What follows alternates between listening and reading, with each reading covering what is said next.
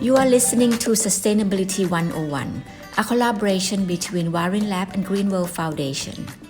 Sustainability 101 brings to you inspiring stories of people on the front line of environmental conservation. This program is part of Warin Lab Contemporary Podcast, a podcast that explores art and sustainability. I am Sukontip Nakasem and I'm your host. That I think give me hope about the whole sustainability to make the connection about our own behavior in daily life, connecting with the problem that's happening around you. You have the power to change how we can empower individual to become a movement. In this episode, we talk to Dr. Petch Manopawitr, a marine biologist and conservation scientist. His conservation career has taken him from the Serb Nakasatian Foundation, where he worked in policy advocacy on the front line, to the Wildlife Conservation Society Thailand, where he implemented action plans to save several wildlife species, to WWF Thailand, where he managed a number of conservation projects, including species such as tiger, elephant, sea turtle, whale shark, as well as sustainable fisheries and tourism. The issue of climate change attracts his interest on the impact that it has on the individual and society in every way. His PhD in marine conservation was conducted through the lens of climate change. In his career, he has experienced a shift in the conversation about sustainability from the sideline to the center stage. Dr. Petch is co-founder and director of Reef, an enterprise that provides practical solutions for a healthy planet by empowering consumers and building business cases for a circular economy. In this episode, Vivi Siriponsi Aram, independent consultant and partner development director of Green World Foundation, speaks to Dr. Petch on his inspiring story. Dr. Petch, as an expert in environmental conservation, can you explain the term sustainability? Sustainability to me is very much like, doing the right thing, right? The heart of the problem is that we have taken nature for granted. So we've been using nature for free, and we thought it's free of charge. So we never really putting the cost of ecosystem services or putting the price tag on the thing that we get from nature for free. We always assume that it will going to be there. So when we develop something, that is always the thing that we overlook in terms of natural capital. So a lot of development projects, we often talking about the benefit that we going to get from those development, but we hardly discuss about the thing that we gonna lose from those development projects. A lot of wetland area has been converted. So the coastal area that has been clear for example, at one point, I think we lost almost half of the mangrove in the country just for the shrimp farm when the market has boomed. For example, we have no recollection about what at stake when we lose that kind of thing. So we have been losing so much that I think to the point environmental problem become crisis. And I think it not just happened to one country, but it's happened all over the world. And that's why I think collectively, all nations across the globe have come together and start to agree on some of the future path that we cannot continue like this anymore. Of course, we have heard of Sustainable Development Goals, which are targeted to be achieved by 2030. Can you explain more about it?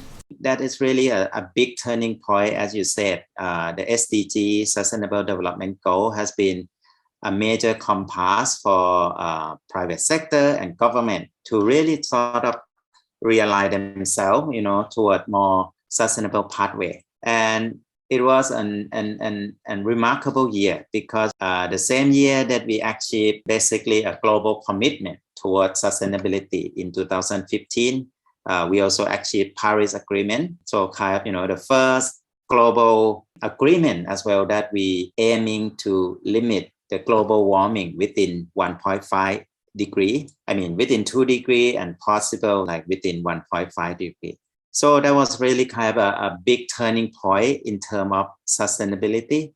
So it coming from kind of maybe the highest level, the representative, the head of state, or the country that signed up for those two agreements through UN mechanism. But at the same time, in a number of countries, this environmental movement that fight for justice, also fighting for nature conservation, sort of a bottom-up approach in a number of countries already has been built for, I think, 20, 30 years. So when you have kind of the signal from the top that now these kind of issues are priority, it's coming to hit sort of society at large that now it's time to really get it going and mobilize public support, time to make enabling policy and enabling environment for, for private sector to change, for policy that has been outdated that need to be updated as well. So it's a lot of things seem to come together to me. And I think for sustainability to work, you also see kind of the new movement about corporate social responsibility as well, right? So the private sector also recognize that it is become a corporate responsibility as well to contribute this part to society.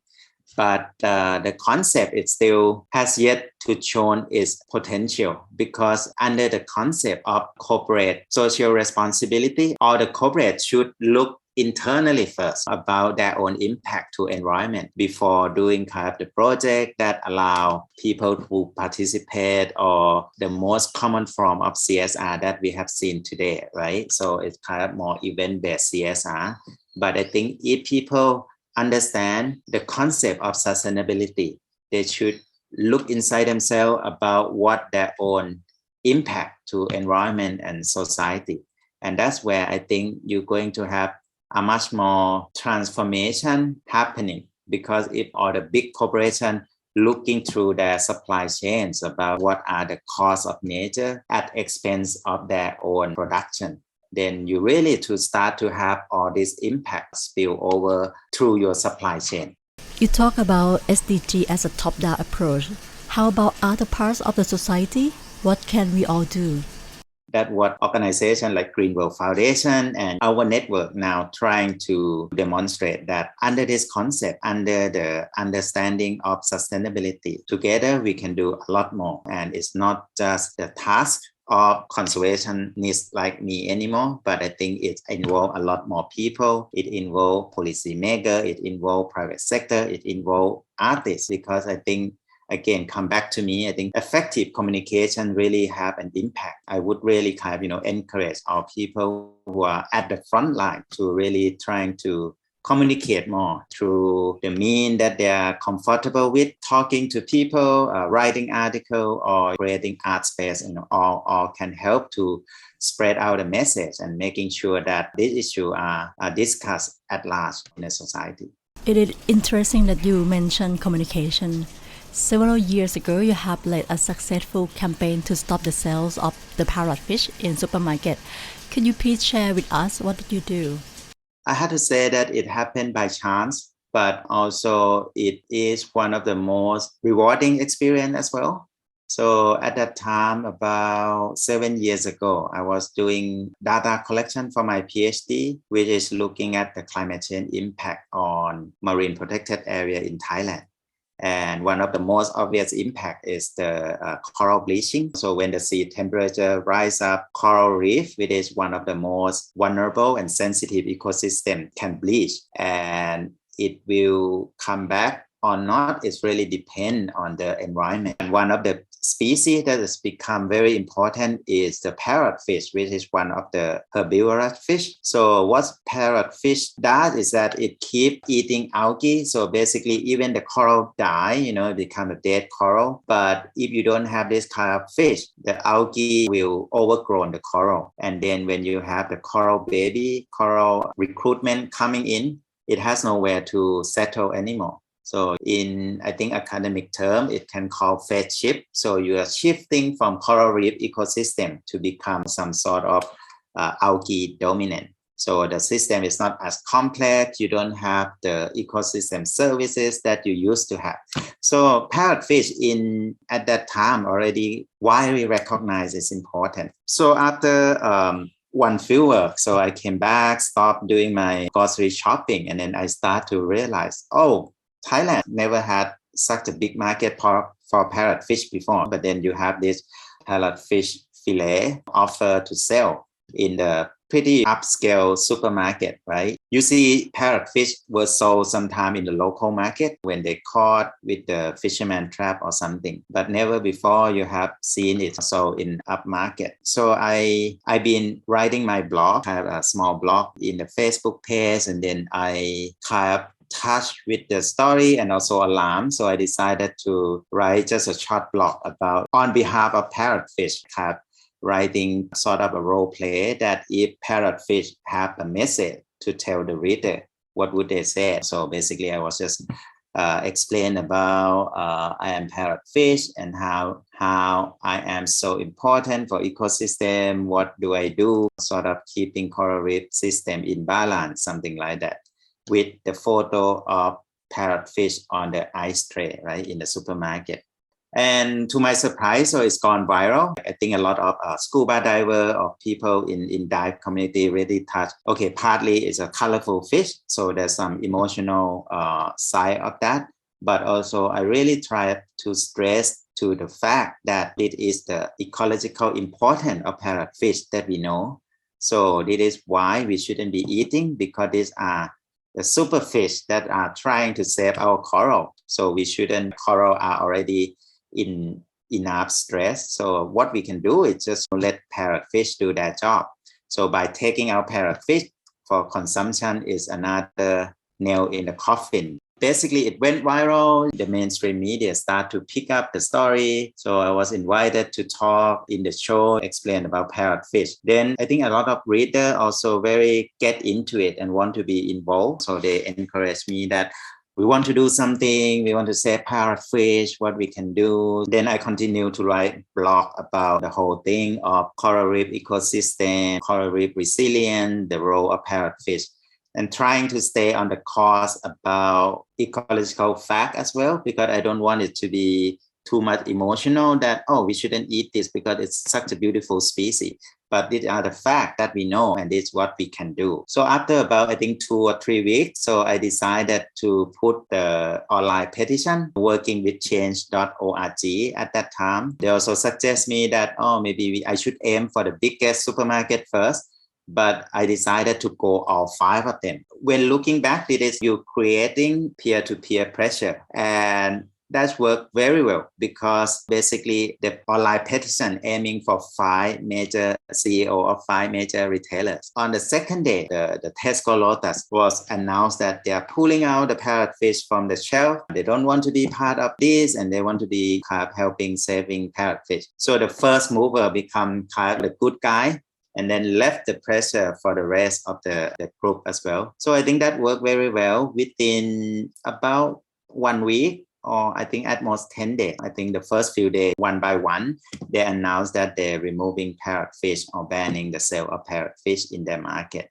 And by about 10 days, the last one, I think, decided to pull out as well. So that was one of the very successful conservation campaign, because it didn't involve legal change, because basically parrotfish are not protected species. So selling them is not illegal. They are doing fine. But that is shown that because of the public support, because of the media attention, nobody wants to be seen as a bad guy, right? They want to be seen. They spend so much money trying to build their reputation through CSR. So when this is viewed as a reputational risk, they decided to act very quickly. What are the key takeaways that you can share from this social media movement?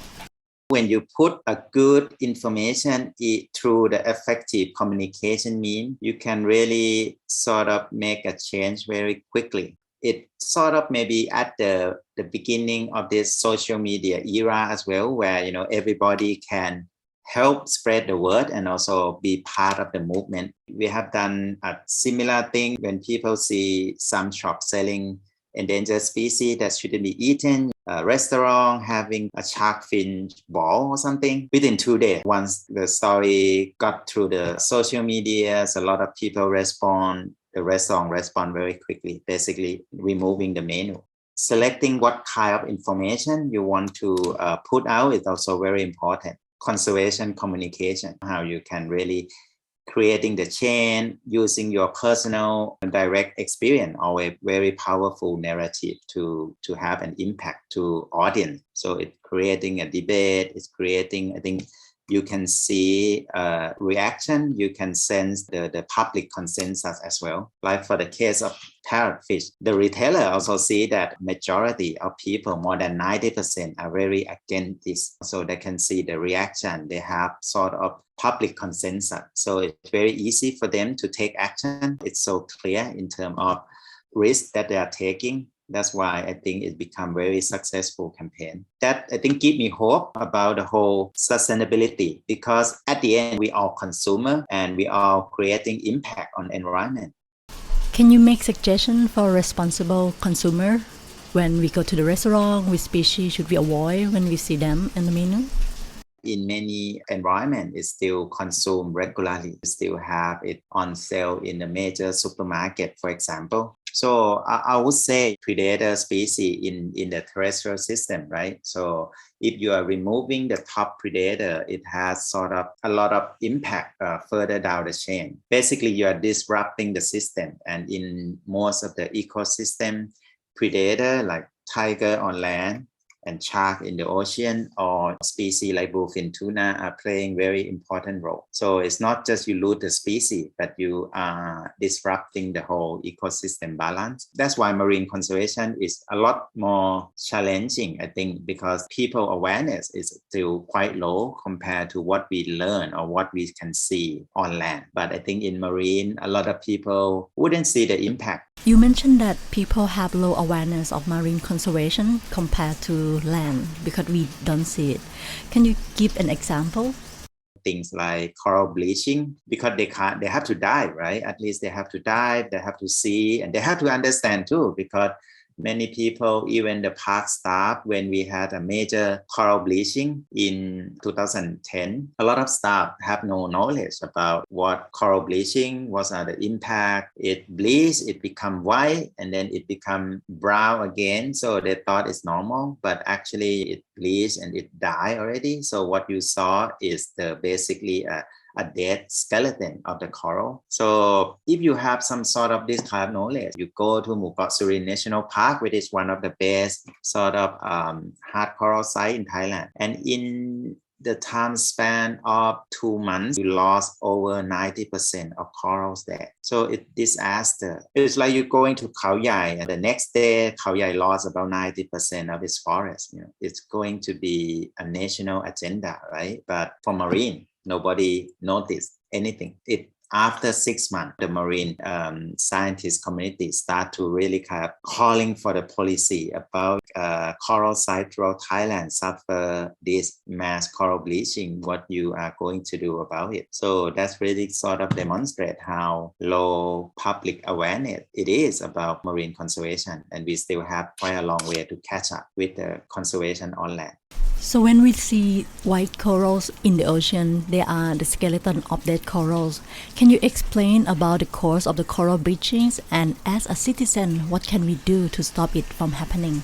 It's something people don't associate themselves with. Coral, of course, you see them when you go travel, when you go diving. So very small, I think, number of people has a very close association with coral reef, except diving community. But for other people, it's something nice to have. It's something looking very beautiful, very colorful. That's what I think the memory of coral ecosystem is the best example, is the best indicator we can have about sustainability. Why? Because the average temperature increased by 1 or 2 degrees. A lot of corals are already in deep trouble. The best scenario now, if we can stick to Paris Agreement, which is the limit, the temperature increase by 2 degrees at most. That's the best scenario. But that 2 degrees means majority of the coral reef will become extinct. So If we can save coral reef, is probably the best indicator about we really have to transform everything. What we do, how we produce, how we eat, how we commute.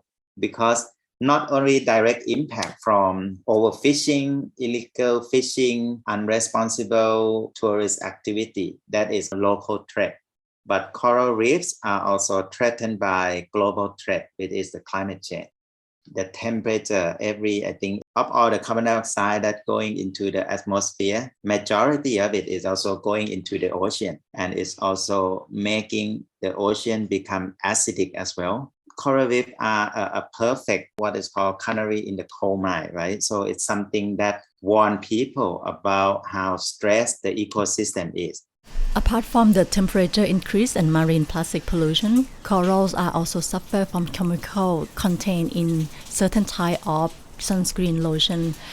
The Thai government announced the prohibition of the certain product from entering to the national parks. And you, as a co-founder of Reef, a company that produces sunscreen that is safe for marine habitat and marine animal, could you please share with us what can we do to minimize our chemical footprint when we have seaside holidays?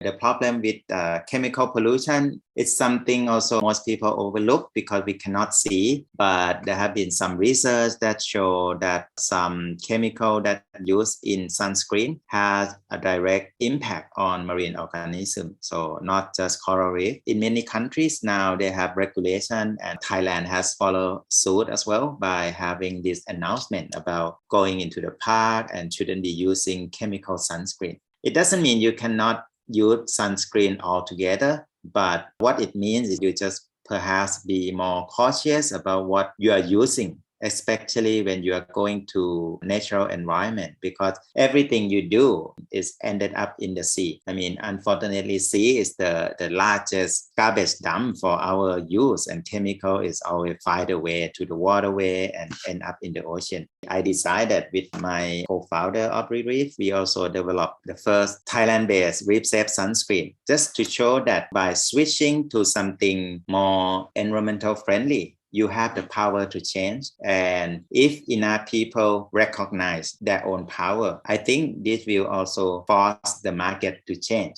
You don't have to go to the sea, because wherever you are, actually it will end up and drain to the sea anyway. So if you can choose, maybe more considerate about your personal product, that's what we always trying to promote, is the responsible consumer 101. So Reef, when we founded, we also trying to provide alternative product that consumer can choose. And I think that's the most powerful thing that as a consumer you can do. Every dollar that you spend, you are pretty much casting the vote on a producer that you want them to succeed or survive. We all have the power in our hand. Purchasing power is very important this day. The point that Dr. Petch made about the consumer's conscious choice when buying products is a real power that all of us can dictate what type of the world and the environment we are shaping. Collectively, we can make a difference.